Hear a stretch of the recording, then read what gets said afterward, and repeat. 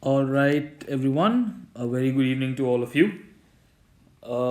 Today, we will probably be discussing the last bit of the national freedom struggle, which is indeed the unfortunate partition of India into two independent countries, which are Pakistan and India itself, right? So, it was the partition of the greater Indian subcontinent, if I could put it that way, right? So, if we were to talk about it from a historical perspective, right, the division of British India into two separate entities was carried out according to a plan, right, which was proposed by the last viceroy of India, who was Lord Mountbatten, right, and it was known as the Mountbatten Plan.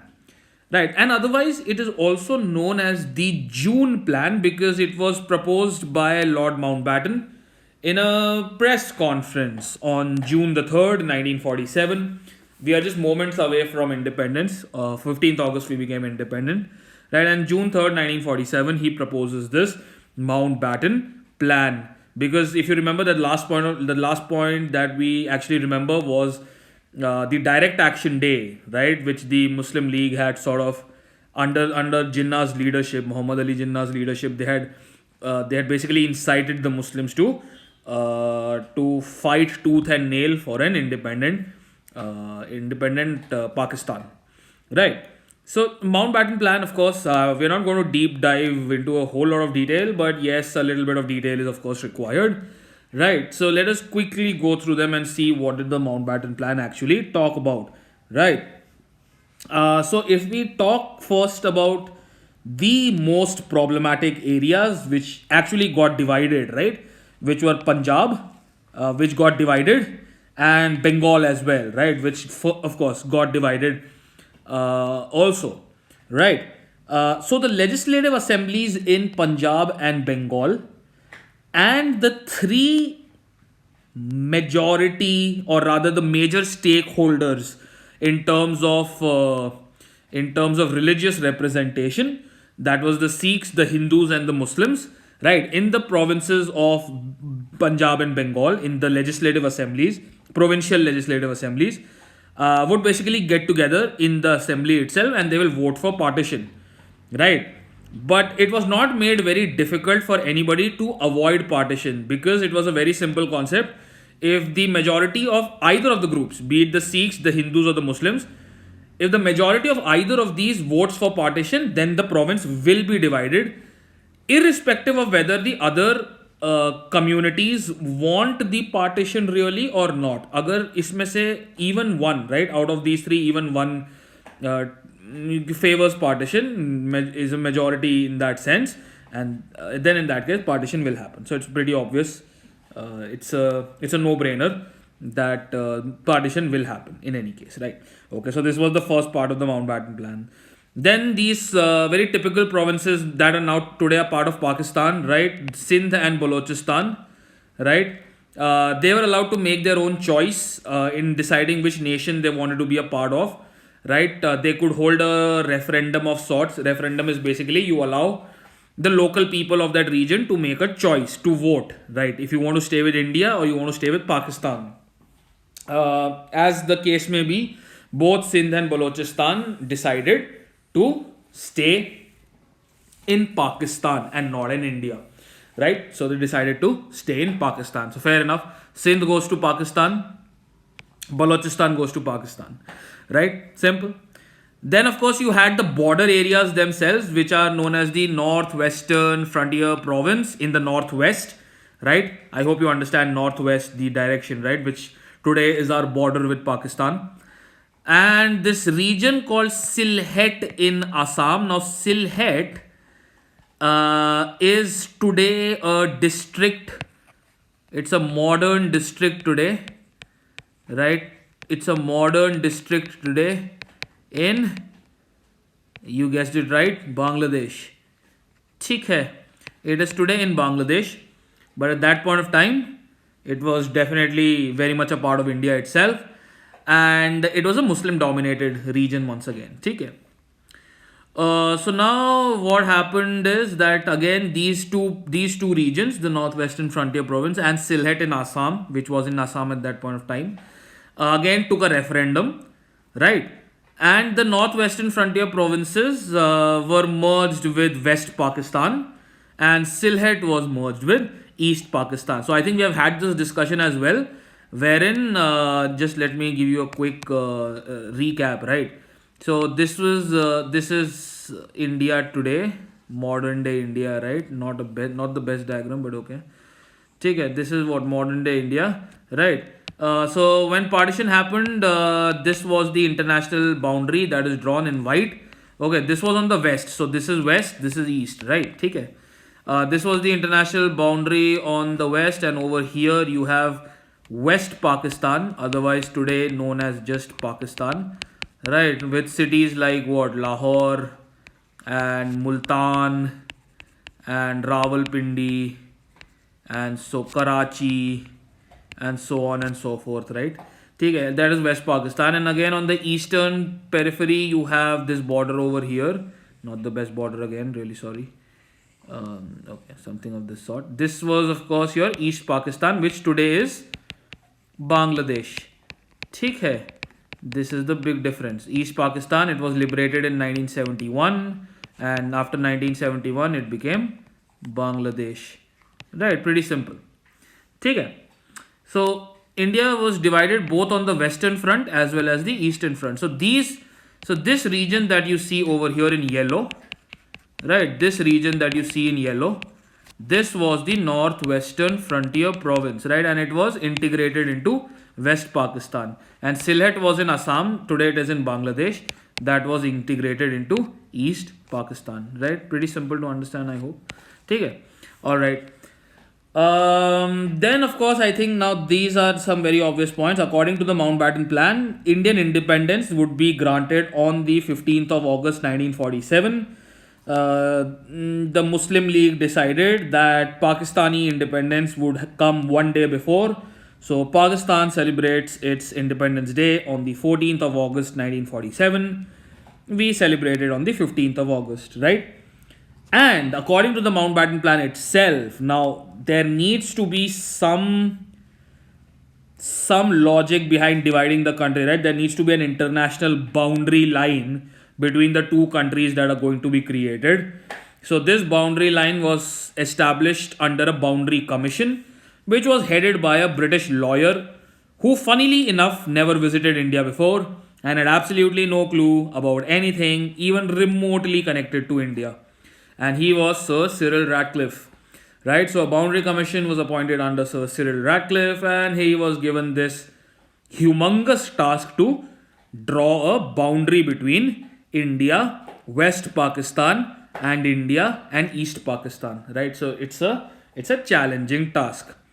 In any case, so these were the recommendations of the Mountbatten Plan. Thank God that this plan was accepted by both the Congress and the Muslim League, because now there is really no point in having any more discussion about avoiding partition. Partition is a daunting reality by this point of time, that it is going to happen. Like there is no force on earth that could possibly stop the country from being divided. ठीक है.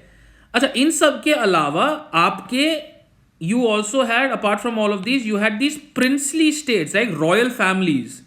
Chotu kingdoms were there. To be very precise, in India during the time of independence, there were 565 princely states in India alone. All right, that is after India got partitioned. ठीक है, तो they were given the choice to either join India or Pakistan or remain independent. We will discuss princely states in a lot more detail in India after independence, right? ठीक है, तो they were also they were also a part of this khichdi. There's already a lot of khichdi. The princely states were added like masala to this khichdi as well. ठीक है, okay. And after all of this, after all this discussion, debate, Mountbatten Plan, Congress and Muslim League accepting the Mountbatten Plan, etc., Cyril Ratcliffe being appointed the chairman of the Ratcliffe Commission to draw the boundary. Eventually, after almost 350 years, of ruling us, enslaving us, looting us, plundering us, murdering us, other adjectives that you may think of. The British Parliament passed the Indian Independence Act in 1947, right? ठीक है. The British Parliament finally passes the Indian Independence Act in 1947, and the independent nations of Pakistan and India come into existence, as I mentioned, on the 14th and 15th of August, respectively. To add to all the mess that was happening, this boundary commission by Cyril Radcliffe did not really announce the proper partition of the country until the 17th of August. That is 3 days after independence for Pakistan and 2 days after independence for India. It is a very bizarre situation, because now what is happening is that towns and villages that actually were in the Northwest Frontier Province, or in fact close to the boundary line that was going to be created, that area, right, in the west and in the east both, they had absolutely no clue whether they were a part of India or Pakistan. Such was the plight. So many of our own people had no clue. Like on the 15th of August, if you walked up to a village in the northwest and you probably asked them कि India का हिस्सा हो या पाकिस्तान का हिस्सा हो, they would have no clue. All right, they would have had absolutely no idea. That's how bizarre it was.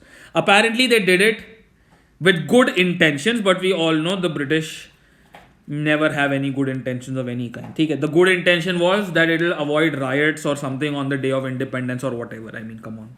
Okay, anyway, whatever. Okay? So I've written over here as well that ironically, villages that lied on the I think it's lay, on the border areas of these two nations had no clue on the 14th and the 15th of August whether their land lay in Pakistan or India. And the Radcliffe Commission under Sir Cyril Radcliffe eventually announced the demarcation line on both the west and the eastern fronts borders on the 17th of August 1947. Okay? And that is once again when riots break out. Riots break out. The horror of partition finally becomes a reality. All the nations have become independent, of course. But the horrors of partition become a reality, right?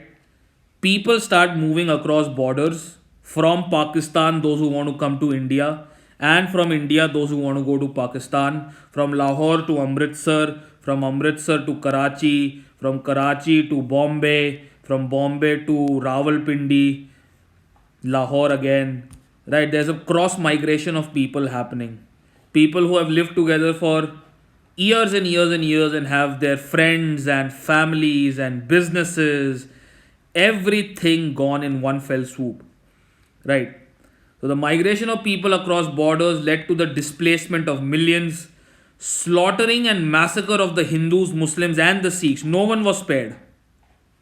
Okay. It's not that only the Hindus were sacrificed or only the Muslims were massacred or only the Sikhs were massacred. It was a joint effort on all the on the part of all the communities. Everyone killed everyone.